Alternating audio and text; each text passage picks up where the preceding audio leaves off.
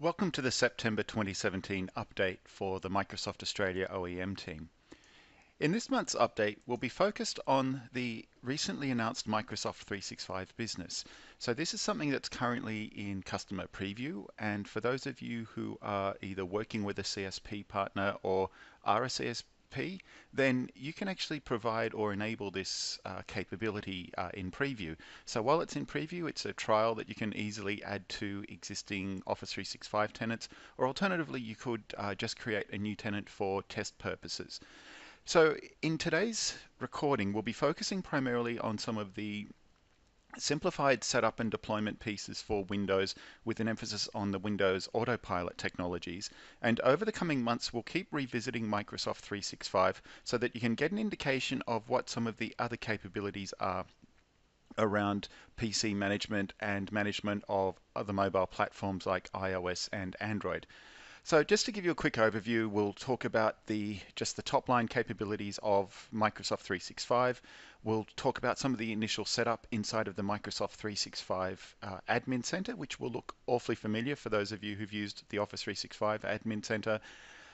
One of the ways we can set up Windows Autopilot is when we are the CSP partner, we can do this through the Partner Center, and that's the approach we'll focus on here today. But in the next recording, we'll also take a look at how we can do this through the Windows Store for Business.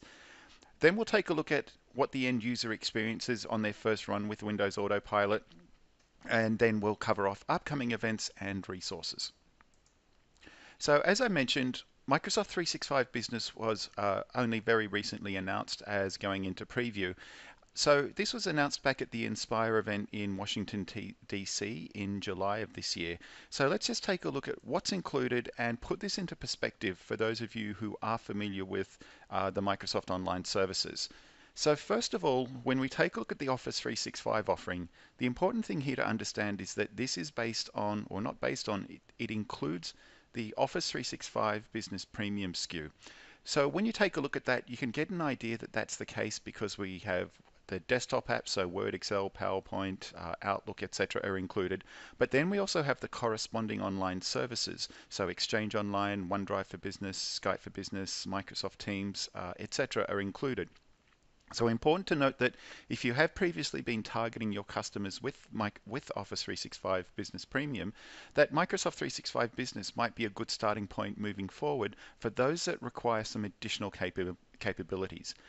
What you'll also start seeing is the inclusion of more, I guess, not necessarily line of business, but more specifically targeted workload tools included. So some of the ones that are being rolled out include Microsoft Bookings, Outlook Customer Manager. One of the ones that's being rolled into the initial release in some other geographies, but not in Australia just yet, MileIQ, which is a mileage tracking app. When we move across to the second column, this is the one where we need to spend a few minutes just making sure that you've got a good understanding of what the Windows 10 inclusion is. So for someone who's already got an earlier version of Windows Pro, so if they've got Windows 7 or Windows 8 or Windows 8.1 Pro, and they chose not to take advantage of the Windows 10 upgrade offer, this is a way that they can go through and actually get Windows 10 Pro as an upgrade to their existing Windows Pro installation. So for those who missed out and are wondering, is there a way that we can participate? Maybe there was a line of business app that was holding you back previously that now it's actually been updated to work with Windows 10 Pro.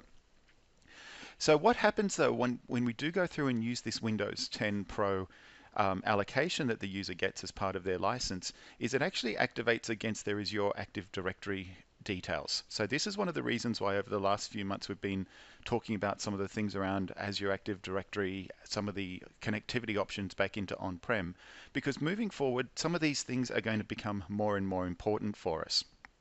So what happens here is the Windows 10 Pro, even though the Windows version that's included is Windows 10 Pro as part of that upgrade license, when you do go through that activation process, it will show up as Windows 10 Business.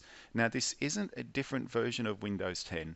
All it's really signifying is that we start getting some of these additional management capabilities as delivered as part of the Microsoft 365 Business Suite. So these include things like the Defender controls, the autopilot rollout capabilities, some of the additional Intune management capabilities. But these are things that we'll cover off in a lot more detail over the coming months as this gets closer to launch and we can start exposing more of how it actually works. And then finally, by best of EMS, it's really picking selected components of Microsoft's Enterprise Mobility and Security Suite, which we spent a short amount of time on last month, again, as a bit of a lead into some of the things we talk about here. But this means we can start taking advantage of Intune and Azure Active Directory capabilities to start getting things like device management of Windows 10 PCs, application protection on iOS, Android, and Windows. And that also means that we can start looking at things like selective wipe of company data.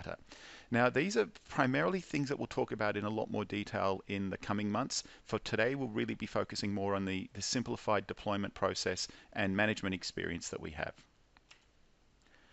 As we take a look at some of the top line messaging that you'll see around Microsoft 365, let's work through these 4 key pillars, which will be an important part of the messaging. So the first, achieve more together than anywhere it matters. Always on security, and I think that whenever people see that photo, I think everyone knows someone who panics when they realize they've left a device somewhere. And then finally, simplified for business. So let's jump into achieving more together. So we can start doing quite a few things here. So we've got the ability to start using the latest versions of Word, Excel, and PowerPoint. Now this one's quite important, especially for those of you who maybe have got customers using older versions of Office. It's important to understand that this in October is when Office 2007 goes end of support. So for customers that you've got that are still running that and are looking at what their upgrade options are, this could be part of that conversation to maybe help you move them across to the cloud. So we've also got the ability to go through and do collaboration. We've got integration with Cortana, so it can tie into our Office 365 subscription, for example, to start providing insights for us. So there's quite a few different things that we can start doing in here. And the idea here is really starting to make it more obvious for people that we don't just have to rely on email as a way of sharing files and documents with each other.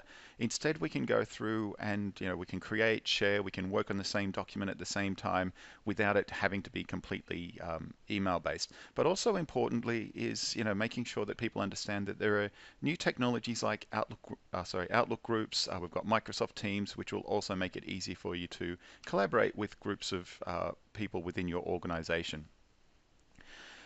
When it comes to working anywhere, being able to stay connected with your team, being able to do work together, so some of those collaboration pieces we spoke about, being able to take our cloud storage offline with us, being able to synchronize when we go back online. These are obviously very, very important parts of this conversation.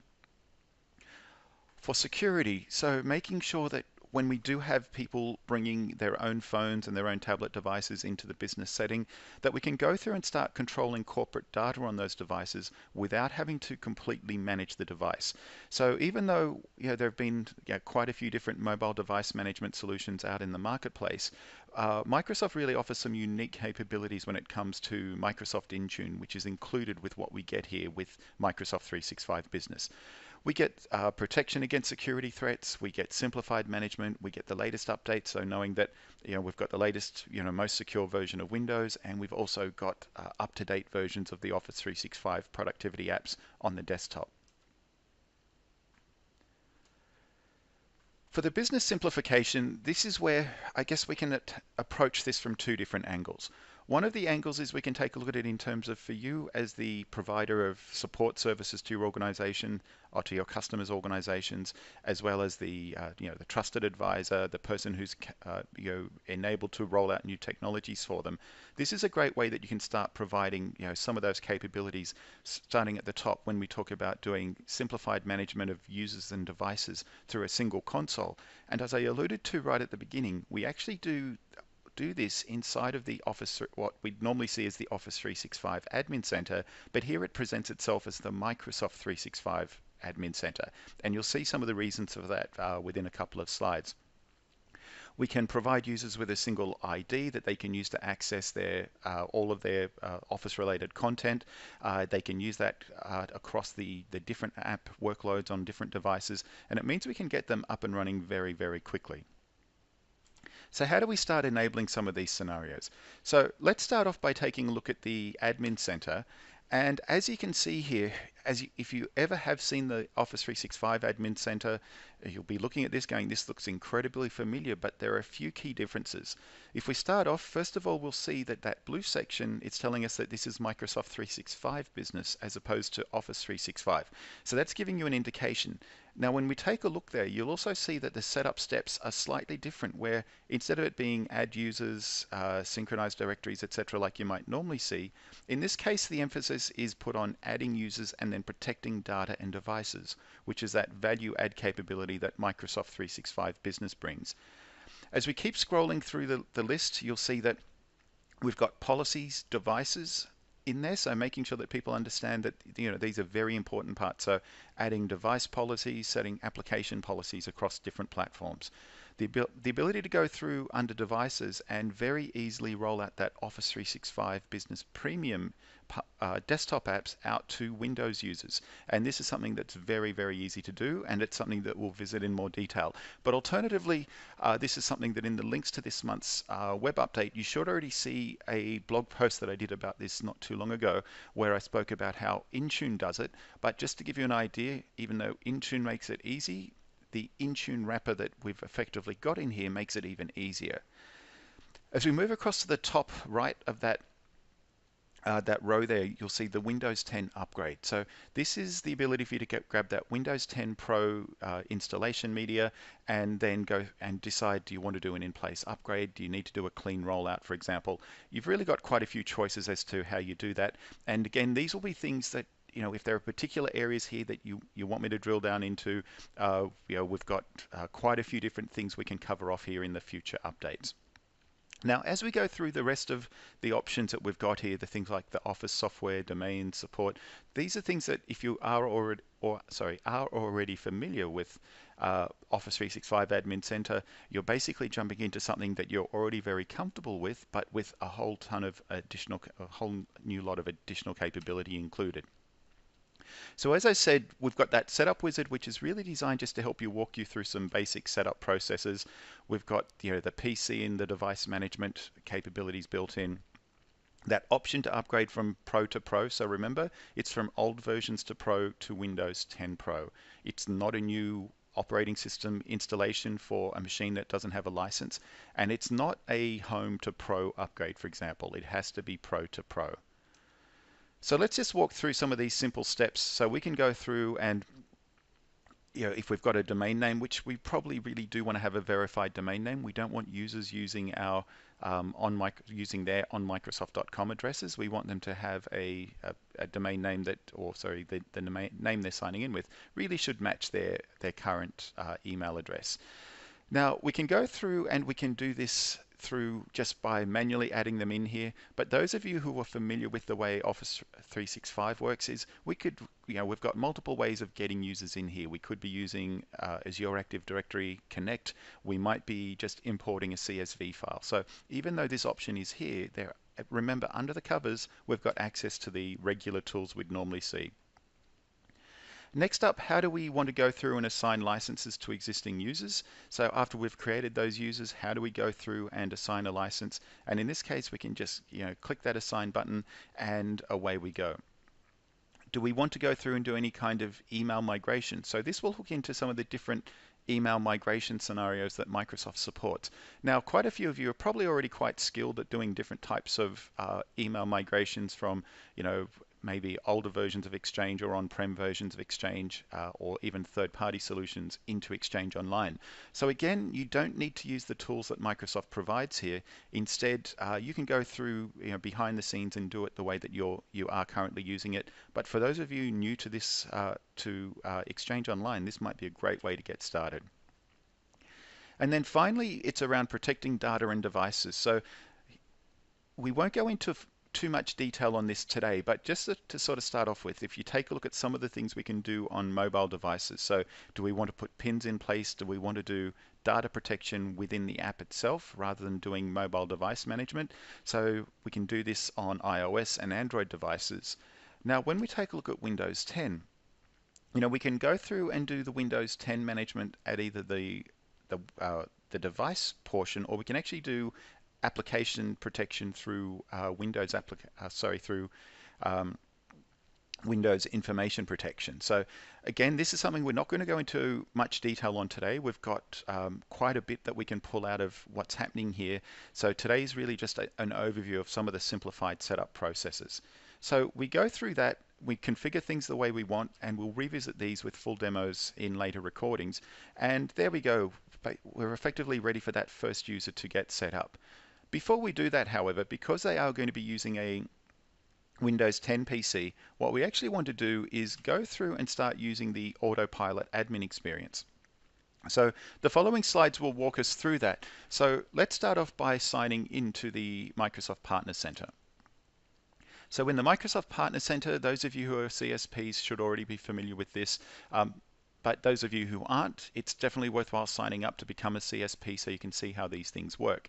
So what we can do from here is we can sign in, and then once we're in, we start seeing the different lists on the left, and we can choose customers, and then we choose the customer that we want to provision. So in this case, it's our old friend Contoso. We can then start assigning devices. Now, what we do here is we can go through and we can create a new batch name, or we can go through and we can browse. And what we're effectively doing here is grabbing a CSV file that's been provided to us via our hardware vendor. We could go through and create this manually from devices we already have our hands on. But here what we're really trying to do is work with the OEMs to make sure this is information they make easily available to you when you are acquiring new hardware. So from there, once that information is in, we can hit validate. Once everything checks out okay, we just hit save and away we go. So now that we've added those devices in, what we need to do is start applying some configuration policies to them. So what we want to do here is apply the zero touch deployment policy, and that's what the ZTD stands for. So we go through and we can start removing some of the screens that a user might normally see when they set up a Windows PC and pull it out of the box for the first time. So we can skip the privacy settings. Instead, we're saying at the organizational level we're accepting those defaults because it's our device. We might disable local admin account in setup, so we don't want the users being local admins. And alternatively, we can do things like skip some additional pages. So in this case, because it is going to be a work device, we don't need to get the user to do the is this a work or PC, a work or school or home device. We actually have already made that decision. And then alternatively, we can go through and skip some of the additional registration pages with defaults that are being provided. So once we go through, we can then choose to assign the policy, and basically we just choose from the drop-down list, we click yes, and we're done. So that's it for the first part, where we actually go through on the admin side and start configuring the user experience. So what does the end user see in their first run? Well, the first thing they need to do is choose the language, because we can't assume that the language is always going to be the same. So effectively here we're just walking through choosing the options. If we're not wired, we need to plug in our Wi-Fi details. And what happens at this point is it goes through and it connects to Azure Active Directory to see, is this machine associated with an Azure AD organization? And if it is, it just goes through, and what you'll see here is even before the user has entered any information in terms of personally identifiable or organizational identifiable, it is already associated the device with the organization. So we start seeing customized sign-in information, we see our logo. If there's additional detail that we need to drop in there through customization, we can also do that. So in this case, we provide our email account details, it will prompt us for our password, and then it will go through just the rest of the regular Windows out-of-box experience for you. As you can see, that happens a little bit faster in these demo slides I've got versus what you'd actually see. But some of the things that we can then start doing from here is, here we're basically dropping into just a fairly generic default desktop. But what we can also do though, and these are things we'll cover in future recordings, this is where we can also say, well, okay, now that you've signed in and you've got an internet connection, let's start pushing our Office 365 Business Premium deployment down to your PC. Let's start applying any security policies, any restrictions that need to be applied to the device. We can start going through and pushing these down. Now moving forward, some of the other things we'll be able to do with this setup process is, rather than just having it be assigned to the organization, We could potentially go as so far if we want to of actually assigning the device to the individual. So that means that the first time that user signs in, the first time that user boots that device, rather than just seeing that uh, customization for at the organizational level, instead we could have it pre-populated with that user's name ready to sign in. And it's not on the device itself, it's actually pulling that down from Azure Active Directory as part of that initial sign-in process.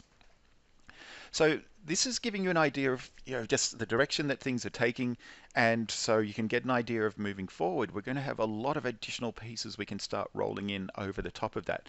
So some of the things that I'll talk about in the training section will heavily start talking about some of the additional pieces that where you can get more training. But for those of you looking for more information, keep an eye on our blog site, which I'll talk about in a few slides' time. There's always going to be more information and new announcements coming up. So starting off now, let's take a look at some of the upcoming events. So first of all, we've got the Microsoft Summit 2017, which is at Darling Harbour in Sydney, and that's a combination of Microsoft partner, customer, and technical events over that period. So depending on where you're based, it might be worth looking into it to see if it's something that's appropriate for you to attend.